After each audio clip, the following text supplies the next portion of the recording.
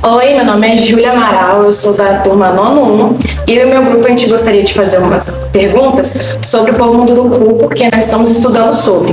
A primeira pergunta é onde o povo mora e qual a importância da floresta para esse povo. Olá, bom dia. Meu nome é Rafael Lotério, eu sou do nono 1, sou da escola do Pastor Oliveira de Araújo e eu queria saber o que eles cozinham em eventos especiais. Olá, bom dia. Me chamo Ricardo, estudo na escola Pastor Oliveira de Araújo, na sala nono 1, e queria saber se existe alguma brincadeira que os mundurucus fazem que a gente também pode ou faz no dia a dia. Oi, meu nome é Milena, eu sou do nono 1 e eu gostaria de saber como eles utilizam os recursos naturais e quais são os impactos ambientais causados no local onde eles vivem. Oi, bom dia. Me chamo Lucas, sou do nono 1, da escola do Pastor Oliveira de Araújo. Eu queria saber como é que funciona a hierarquia dos povos mundurucus. Bom dia, meu nome é Caio Dias, eu sou professor do nono 1 da Escola Pastor Oliveira de Araújo. Eu queria saber quais são os 3 pilares do povo munduruku. Olá, meu nome é Davi. Hoje eu vou fazer uma pergunta sobre os povos Munduruku, que são como eles preservam sua cultura e como é a relação com o governo deles. Olá, meu nome é Samuel, sou do nono 1 e vou fazer as perguntas sobre os povos Munduruku. Quais são os direitos dos Mundurukus? E a outra pergunta são quais conflitos por terras eles enfrentaram?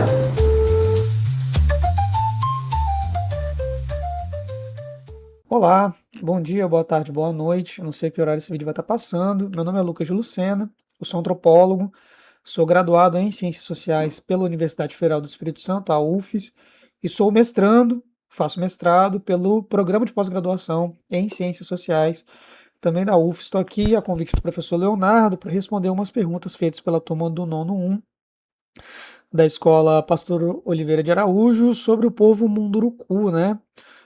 Antes de tudo, eu gostaria de falar que eu não trabalho com o povo Munduruku, né? Eu sou antropólogo, trabalho com povos indígenas, mas eu faço campo, eu trabalho na terra indígena Rio Guaporé, que fica em Rondônia, na divisa com a Bolívia. Eu trabalho mais especificamente com o povo de Oromiti, mas não só com eles, também com os povos a eles aliados via casamento, que são vários.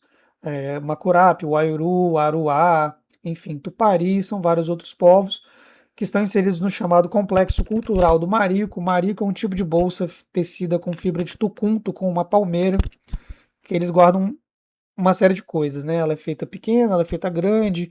Quando ela é feita grande, ela é para carregar produto da roça, tipo macaxeira, tipo milho, tipo cará, né? Aipim e tal. Enfim, trabalho com os Joromiti e com outros povos do Complexo Cultural do Marico, mas não só também, né? Existem outros povos aliados a eles via casamento, como os Cujubim e os Canoê, mas são todos povos de Rondônia. Eu não trabalho com o povo Munduruku, mas eu vou estar aqui de alguma forma tentando auxiliar, né, as perguntas e tudo mais, o entendimento da turma. Pois bem, eu não vou estar olhando para a câmera, eu estou gravando uma webcam, então eu vou estar olhando para a tela, então eu não vou estar olhando direto para cá, eu vou estar me olhando gravando na tela do computador. Eu anotei as perguntas aqui que eu recebi em vídeo, né? Então, a primeira, né, é onde vivem os Munduruku? Eu reparei que algumas pessoas nas perguntas, né, os estudantes, às vezes falaram sobre os Mundurukus, e não é assim que a gente fala sobre os nomes dos povos indígenas, né?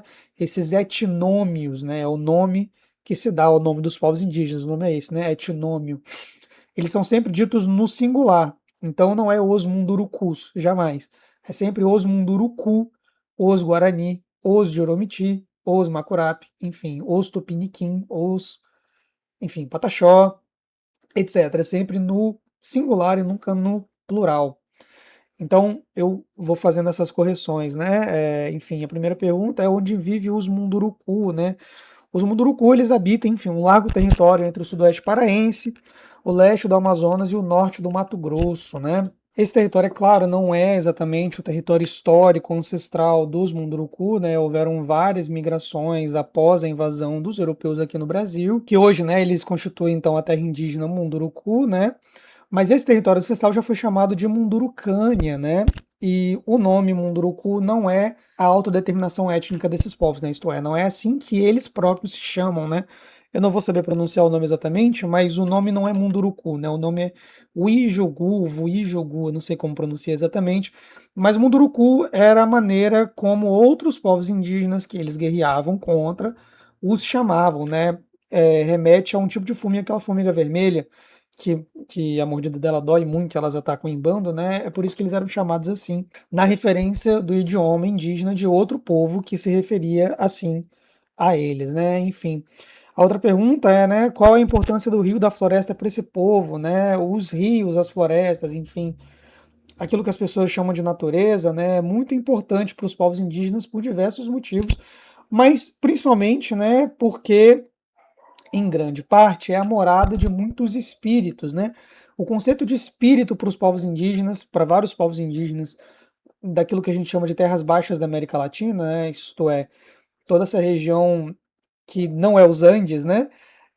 Enfim, Mata Atlântica, Floresta Amazônica e outros biomas que estão aqui do Brasil e países vizinhos que não são das terras altas, isto é, dos Andes para lá, né, para o norte e tal, para o norte e para o leste, né, da América do Sul. Todos eles acreditam que o mundo, enfim, é habitado por muitos espíritos, né? E o conceito de espíritos para esses povos é muito diferente daquilo que a gente entende por espírito, isto é, não é só gente morta, né, gente desencarnada, não é necessariamente alma, coisas assim, mas diz respeito a vários outros tipos de entes, de, enfim, que algumas pessoas poderiam chamar de deuses, né, que habitam esses lugares e que com eles, isto é, com os povos indígenas, com eles estabelecem, com esses espíritos, relações de diplomacia, de diálogo, enfim. Enfim, estabelece uma série de relações, né? Porque a relação com esses espíritos que habitam esses lugares, rios, florestas, etc., né? Tem a ver com a garantia de caça, com a garantia de pesca, com a garantia de plantação, dentre outras coisas, porque a esses espíritos é atribuída a capacidade de ser dono das coisas. Então, esses espíritos, eles são muitas vezes chamados de espíritos donos. Donos de quê? Dono de caça, dono de peixe, dono de plantação, dono da macaxeira, dono do surubim. Surubim é um tipo de peixe, né? Enfim, dono da anta, dono de qualquer outra coisa, né? Da paca, do porco do mato, né? As queixadas e tal. Enfim, então é importante manter, né, os rios e as florestas por muitos motivos, porque é aqui onde a gente mora, então eles entendem, né, largamente que a gente depende de uma relação amistosa com o território, porque também, se não tiver floresta, não tiver rio, os humanos morrem, né, os humanos nós aqui, mas também é morada de outros entes, né, outros espíritos.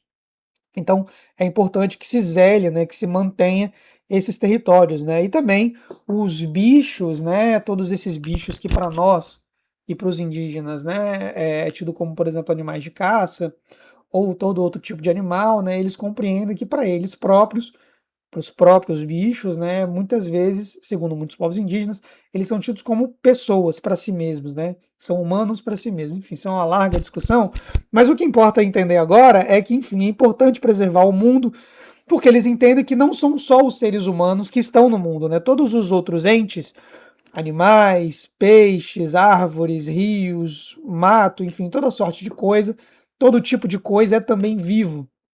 Ou, enfim, tem uma espécie de subjetividade, tem uma espécie de vida, né?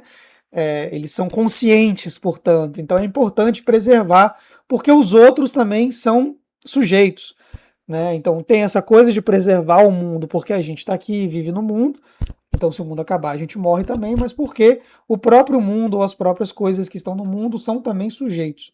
Enfim, isso é uma grande discussão, mas isso é mais ou menos por que é importante o rio e a floresta, né? Outra pergunta, eu me perdi aqui. O que eles cozinham em eventos especiais, né? Eles cozinham uma série de coisas, né? Desde, enfim, saúva, tipos de... Saúva é um tipo de formiga, né?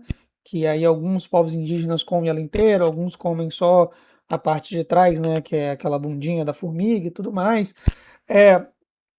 Mas também eles comem, né, macaxeira, comem milho, carne de caça, peixe, em eventos especiais, né? Mas tem um tipo de bebida que eles chamam de caxidi, eu não vou saber pronunciar exatamente, caxidi, enfim, que é um tipo de bebida feita à base de macaxeira, enfim, mandioca, né? Não é a mandioca brava, o aipim, que a gente chama aqui no Espírito Santo, né? E outros tipos e 3 tipos de cará, cará é um tipo de inhame, né?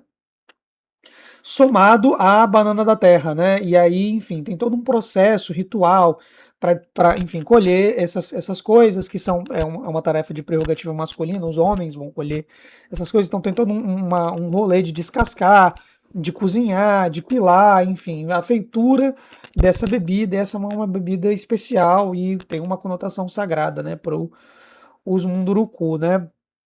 Enfim, a próxima pergunta, né? Existe alguma brincadeira que eles fazem e que nós também fazemos no dia a dia? Enfim, existem várias coisas que os povos indígenas e os Munduruku fazem no dia a dia que a gente também faz, né? Enfim, lógico que eles têm as brincadeiras específicas deles, né? Enfim, arco e flecha, por exemplo, corrida de canoa, coisas assim. Mas eles jogam bola, eles jogam futebol, eles jogam peteca, eles jogam queimada, enfim. Eles fazem várias coisas que a gente também faz, né? Enfim, pelo menos onde eu trabalho, não só os Juromiti, mas todos os povos da terra indígena Yuaporé e de terras indígenas vizinhas, eles jogam bola, eles adoram jogar futebol e tem campeonatos de futebol entre aldeias e entre terras indígenas, né? Existem clubes, né, de futebol de algumas aldeias, né, times de futebol de algumas aldeias, eles fazem campeonatos intra-aldeias, isto é, dentro das aldeias, e aí o time que ganha compete com o time que ganhou da outra aldeia. Enfim, né, se um time ganha dentro da terra indígena, pelo menos da terra indígena Yuaporé, também joga bola com outros grupos, né, enfim, pelo menos em Rondônia, não tem só terras indígenas ao longo do Rio Guaporé, que é esse rio que banha a terra indígena Rio Guaporé, mas que divide o Brasil e a Bolívia pelo sudoeste rondoniense, né, existem distritos, né, enfim, não tem só pessoas indígenas que moram nesses distritos, né, também tem pessoas não indígenas, e eles jogam bola com esses times também que são fora das terras indígenas. Enfim, os indígenas adoram jogar bola. E eles jogam queimada, eles jogam peteca, enfim, uma série de outras coisas que a gente também faz, que a gente brinca no nosso dia a dia, né? Enfim, né? Como eles utilizam os recursos naturais e quais são os impactos ambientais, né? Enfim, como eu falei, os Munduruku, assim como outros povos indígenas, eles pescam, eles plantam, né? Eles plantam uma série enfim, não só tubérculos, né, como por exemplo macaxeira, né, mandioca, aipim e tal, mas eles plantam milho, eles plantam cará, né, enfim, eles plantam outras coisas e eles caçam, né, extrai óleos de palmeiras, enfim, tem todo enfim, né, um sistema de produção de materiais que eles fazem artesanato, eles fazem uma série de colares, isso aqui é um colar, né, macurape, do lugar onde eu trabalho, né, eu comprei esse colar, né, lá na terra indígena, quando eu estive em campo no passado. Enfim, eles fazem artesanato, eles fazem cestarias, né? Enfim, isso é um tipo de utilização de cestaria, né? São aquelas cestas trançadas, né? Isso é um tipo de utilização de recurso natural porque eles tiram essas fibras das palmeiras, né? Assim como os povos de onde eu trabalho, né? Do Complexo Cultural do Marico.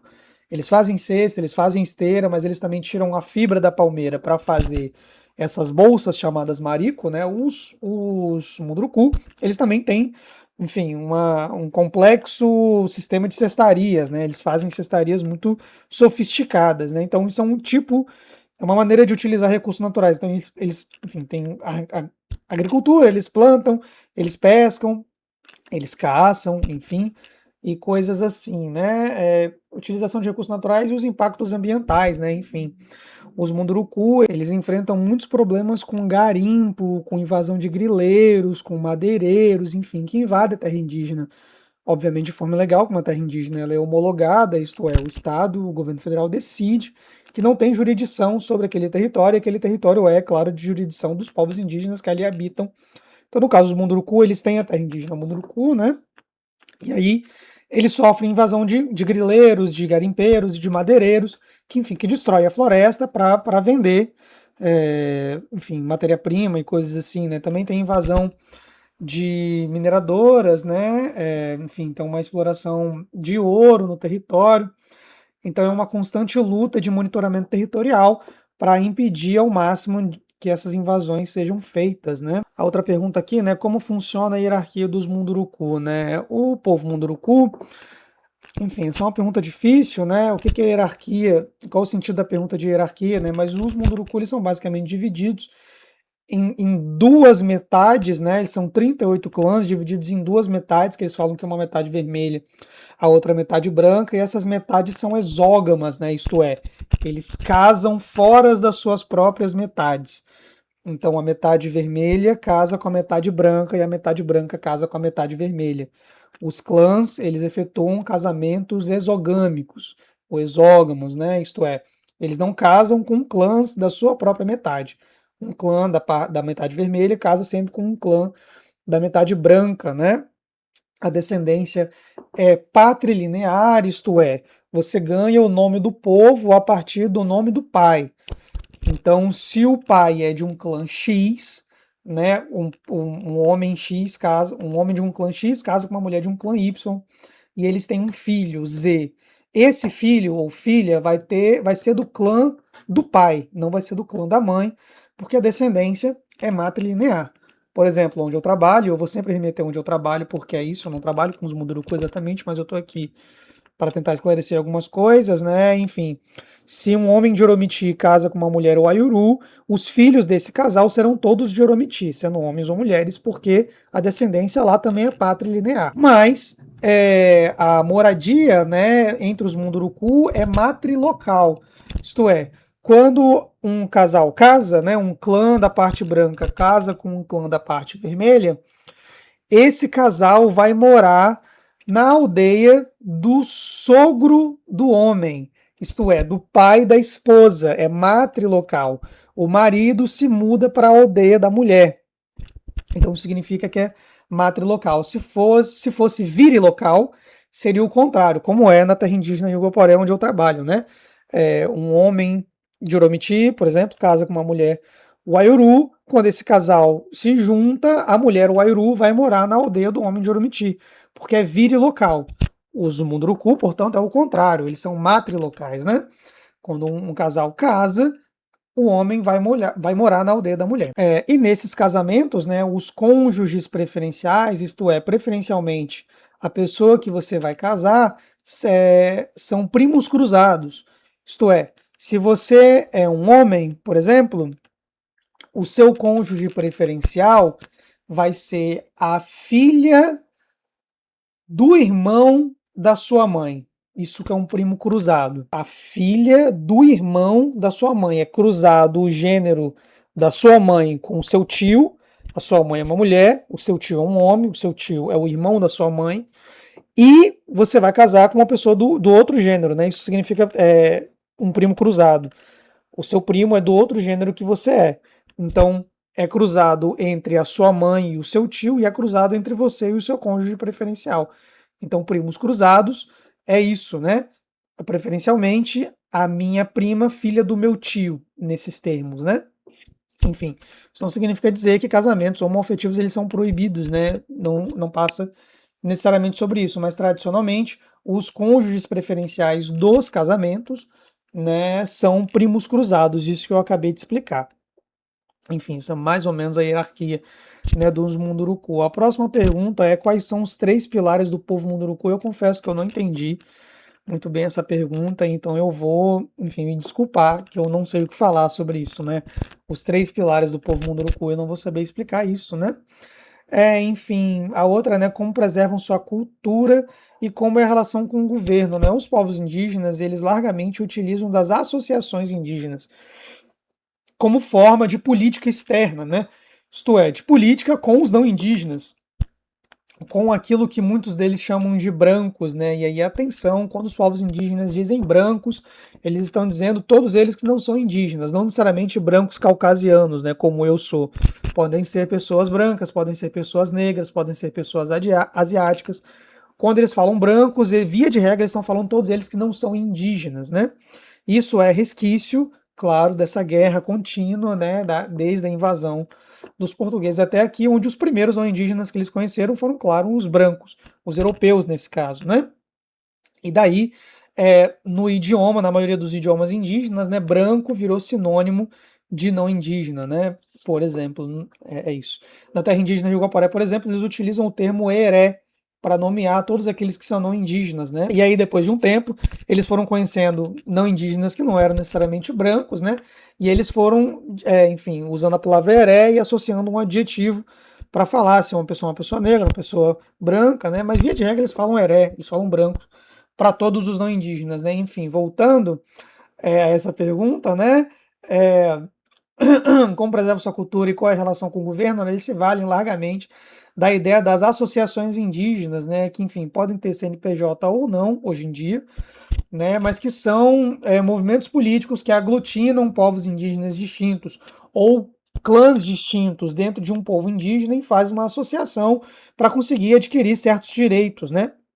Então, isso é uma maneira de preservar sua cultura, na medida em que essas associações indígenas lutam por direitos de autodeterminação, de preservação da língua, enfim, uma série de coisas, preservação de comidas tradicionais, de artesanato, da sua maneira de estabelecer governo, da sua maneira de estabelecer território, enfim, né? Então, estabelecer associações indígenas é uma maneira de tanto preservar sua cultura como estabelecer relação com o governo, mas, claro, eles têm as suas próprias maneiras de passar o conhecimento e preservar a cultura, que é de forma oral, né? Então, os mais velhos, né, nomeados via de regra pela maior parte da aldeia como um avô ou avó, vai passar de forma oral os conhecimentos sobre caça, sobre plantio, sobre artesanato, sobre o idioma, sobre, enfim, aquilo que algumas pessoas chamam de religião indígena, enfim, mas que enfim, né, é representado pelos pajés, né, pelo xamanismo, pela pagelança e tal.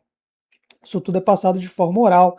Então, eles têm suas próprias maneiras de passar o conhecimento, que estaria, enfim, nesse termo da preservação cultural, mas também aparecem as associações indígenas como relação de política externa, né? Isto é, com os brancos, com os não indígenas. Teve em 89, né, 1889, a primeira Assembleia Geral do Povo Munduruku e depois, hoje, tem instituído o Conselho Indígena Munduruku do Alto Patagós, que, enfim, é importante aí para lutar por uma série de direitos, né? Enfim. E aí, tá, também locais de preservação cultural e maneiras de se relacionar também com o governo, né? São a instituição das escolas indígenas, né? Então, nas escolas indígenas, tanto tem a presença de uma relação com o governo, porque as escolas indígenas, elas são escolas públicas, né? Elas são escolas municipais ou estaduais, dentro de territórios indígenas, então os professores eles são funcionários públicos nesses termos, então, portanto, tem uma relação com o governo, tem essa maneira também de dialogar, mas também as escolas indígenas, eles têm não só as disciplinas, enfim, tradicionais nos termos dos não indígenas, mas eles também têm categorias de professores que são responsáveis em ensinar a língua, ensinar, enfim, qualquer tipo de outra coisa que não seja o conhecimento dos brancos, né? Então, seja propriamente o seu conhecimento tradicional, aquilo que sempre existiu nesses territórios, né? Então, a escola indígena, a existência da escola indígena também é uma maneira de preservar a cultura e de se relacionar com o governo nesse sentido, né? E a homologação da terra indígena Munduruku só aconteceu no começo dos anos 2000. Aí depois, a última pergunta seria essa, né? Quais os direitos deles e quais os conflitos por terra, né? Os direitos dos do povo Munduruku são os direitos dos povos indígenas também, né? Enfim, eles têm alguns direitos exemplificados nos artigos 231 e 232 da Constituição Federal de 1988, que é o direito à terra, né? Então, o direito à demarcação, o direito a ter os seus territórios tradicionais, o direito à diferença, né? Que, enfim, nesses termos, o governo federal, a partir da homologação e da reserva e homologação de uma terra indígena, ele entende que ali funciona um sistema de governo, um sistema social diferente do Brasil. Então, portanto, não tem exatamente... Claro que tem uma coisa de jurisdição, porque está no Brasil, mas, ao mesmo tempo, o governo brasileiro entende que é um tipo de organização jurídico, social e econômica, enfim, etc., anterior à própria Constituição, ao próprio Brasil, à própria Europa, coisas nesses termos. Então, isso também está epitomizado, aí, enfim, aglutinado, representado pelo direito à diferença, né? Então, eles têm direito a exercer os seus próprios sistemas econômicos, políticos, sociais, enfim, etc., religiosos e tal. Né? Também tem direito à saúde, né? Enfim, que, claro, está na Constituição de 88, mas tem a Lei 9.836 de 1999, que institui um direito, uma saúde indígena especificamente. Né? Então, tem os diretórios sanitários indígenas que atuam dentro das terras indígenas, são instituídos agentes indígenas de saúde. Então tem toda uma atenção especial à saúde dentro do território indígena e cria o cargo também, né, dos agentes indígenas de saúde, que são pessoas dos próprios territórios que passam por processos formativos de saúde, né? Então, enfim, tem uma atenção específica e daquelas pessoas que ali moram, que moram nos territórios, né, que exercem esses cargos de AIS, né? Essa é a sigla, Agente Indígena de Saúde. Também eles têm o direito à educação, né? Enfim, todos esses direitos que são prerrogativa da Constituição de 1988, mas tem decretos específicos, né? No caso da saúde, essa lei 9.836 de 99, e o direito à educação indígena, né? Enfim, legislado pelo decreto 26 de 1991 do Ministério da Educação, que assim como foi instituído, né, uma saúde especificamente indígena, também se institui uma educação indígena, né? Então, enfim, começa de forma mais profunda toda uma discussão sobre uma educação dentro dos territórios, então, portanto, que isso depois vai desembocar nas escolas indígenas, né, nas escolas estaduais de ensino fundamental e médio, que são indígenas propriamente, que são dos municípios ou dos estados, e quem atua ali são os professores, portanto, municipais ou estaduais, né? E garante também o direito a uma educação intercultural. Então, se eles passam, se hoje tem o direito, né, de terem escolas de ensino fundamental e médio dentro dos territórios, eles também passam a ter o direito de terem cursos de graduação interculturais. A exemplo, tem vários cursos de licenciatura intercultural em vários estados do Brasil, né? Na UFES nós temos, né? Nós temos o ProLIND, né? Que é o Programa de Licenciatura Intercultural Indígena, onde formam professores para atuar nas escolas estaduais ou municipais indígenas dentro dos territórios, né? Enfim, o diploma pelo ProLIND, né, o diploma em Educação Intercultural Indígena não vale só para você atuar, por exemplo, pela SEDU ou pelo município de Aracruz ou qualquer coisa nesse sentido, né? Você pode fazer aqui na UFES, uma pessoa indígena pode fazer o ProLIND aqui na UFES e pode atuar nos seus próprios territórios. Essa não é uma questão, né? Então, o direito a um tipo de educação indígena específica focada na educação básica, mas também o direito a cursos de graduação interculturais, cursos específicos, né? Enfim, eles têm o direito à igualdade, né? Claro, pelo artigo 5º da Constituição de 88, como todos nós temos. O direito processual, né? Isto é, eles podem processar alguém, correr atrás por vias jurídicas dos seus direitos, né? E o direito à proteção, né? Entendendo que são muitas vezes populações em vulnerabilidade, né? Isto é, vulnerabilidade não só vulnerabilidade financeira, coisa nesse sentido, mas uma vulnerabilidade territorial. Então, como eu disse, né, na pergunta anterior, né, algumas perguntas antes, né, o impacto ambiental, enfim, eles sofrem muito pela ação de garimpeiros, de grileiros, de madeireiros e tal. Então, a gente entende, né, o governo federal entende, e eles próprios também entendem, que eles estão, muitas vezes, em situação de vulnerabilidade territorial, então eles têm o direito à proteção, tem todo, então, uma parafernália estatal que pode ser, enfim, evocada para a proteção dos territórios indígenas. Eu acho que as perguntas foram essas, se eu não esqueci de nenhuma, né, é isso, eu espero ter contribuído de alguma forma à aula, né, e é isso, um abraço.